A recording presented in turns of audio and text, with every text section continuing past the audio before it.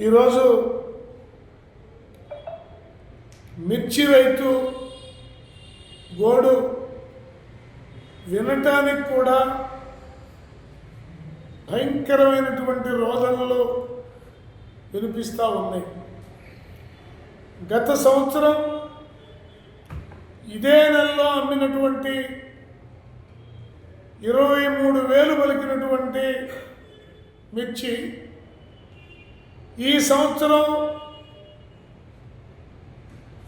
మిర్చి 1,300 లోపు మాత్రమే పలుకుతూ ఉంది. 13,000 లోపు మాత్రమే పలుకుతూ ఉంది. ఇంకా రకరకాల వంకలు పెట్టి 8,000, 9,000 కూడా కొనబోతూ ఉన్నారు. అందుకని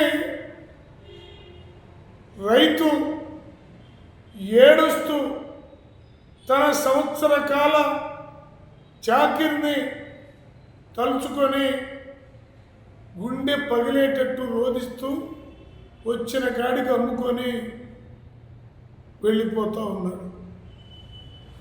కొద్దిగా ఆర్థికంగా పర్వాలేదనుకున్న వాళ్ళు,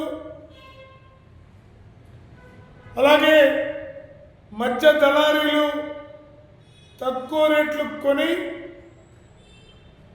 కోల్డ్ స్టోరేజీల్లో నిలవబెడతా ఉన్నారు.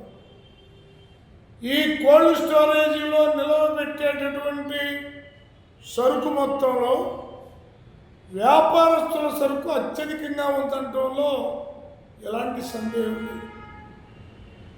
దగాపడ్డ మిర్చి రైతును ఆదుకోవటానికి మాటల్లో కాకుండా చేతల్లో ఈ ప్రభుత్వం తక్షణమే పూనుకోవాలని సిపిఐగా డిమాండ్ చేస్తూ సోమవారం మిర్చి యార్డుని సిపిఐ, రైతు సంఘం, అలాగే మా ఇతర ప్రజా సంఘాలు అందరూ కూడా కలిసి సందర్శించబోతూ ఉన్నాం.